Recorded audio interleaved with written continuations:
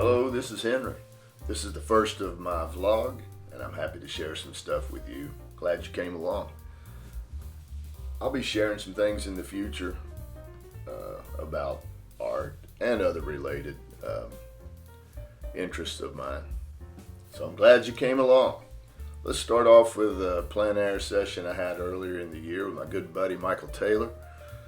I didn't have my oils with me, so I brought along some watercolor. It was earlier in the year. As you can see, there wasn't any leaves on the tree, but I thought I'd do this quick sketch of the top of the church using gray tones because it's about all that there was there that day. We had a great time as usual, and it was good to get the watercolors back out. I hadn't painted with them in a while, and it was quite apparent. But it was enjoyable, as always. Just always a good time to be outside and to paint.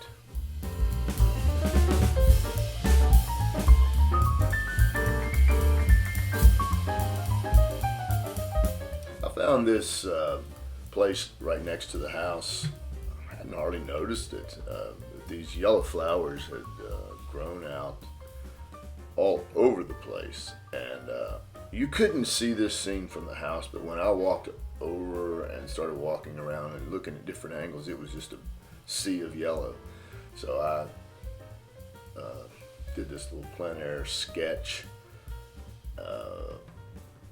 and it was fun building up these tones, but I was fighting like crazy. This is very late in the day. You can't really tell it, but it's late in the evening. So I'm trying to build up these tones so I can get to that sea of yellow.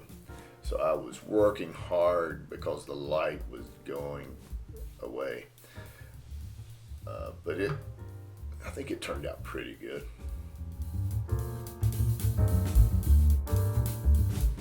Back in April, the family took a little trip to the beach, and while I was there, we did some beach painting, some ocean painting, enjoyable, and this is more of a studio version of, and the interest for me was that shadow cast on the ocean and the contrast of the light, and building up those grays. That was the fun.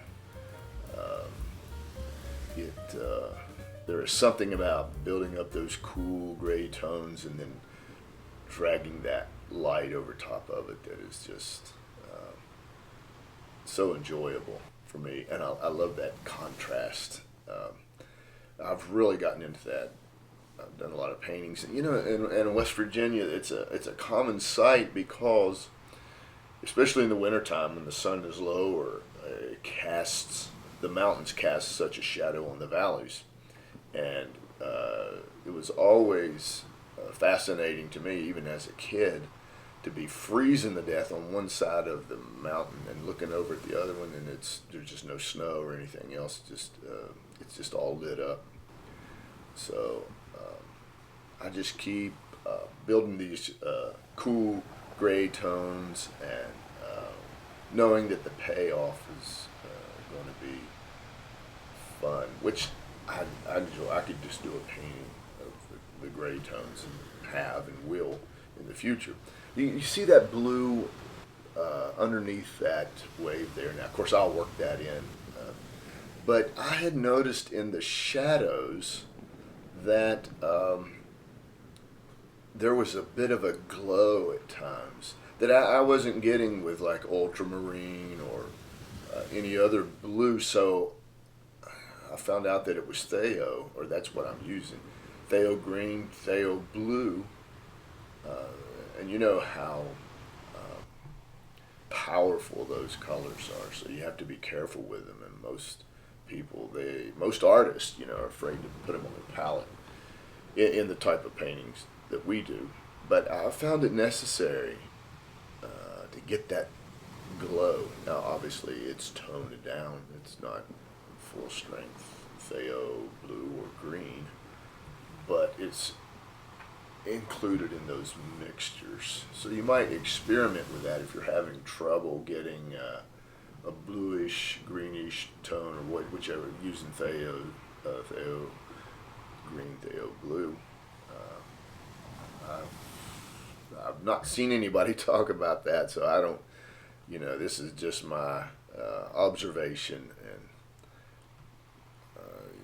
you might find it helpful to give it a try if you're painting in those cold tones.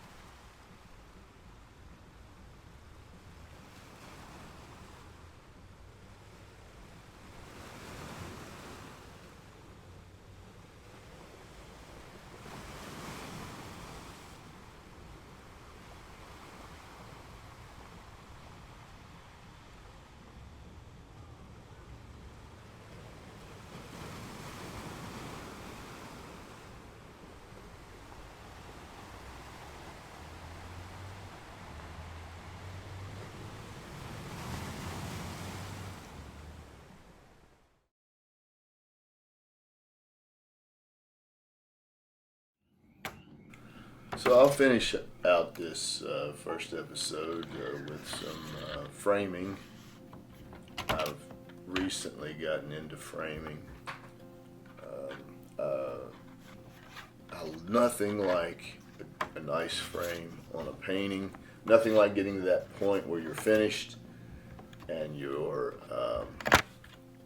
putting the frame on. It's a great place to be. Or even I'll use a frame if I get depressed with a piece I've been working on. So it cheers me up. But that piece you saw was from a plein air trip that my buddy Michael and I took. We were down in a valley. That old cabin was there. It was awesome. This piece here, I had gotten this black frame. It was pretty dull looking. It was just black, flat, nothing around. But I bought it that way on purpose because I did some gold foil. I'll be doing some stuff like that on here too, showing you what I do because I'm getting into that. I'm really trying to improve. I love taking like a plain frame or an old frame and sprucing it up or personalizing it more or less. But that's what I'm doing. It's what I had done with this one. I'll show you when I get the back of it put on. But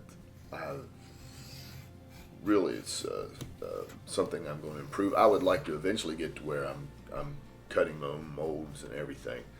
At this point, I'm not doing that. I'm getting the frame cut. And I've got a mat cutter I haven't even used yet. But that's it here. We'll take a different look at it. But I did all that gold foil and the corner pieces on it, free-handed. But man, there's a few frame places that I'll mention later on. And I mean, the frames themselves are just such a work of art. I just love them, but they're very expensive.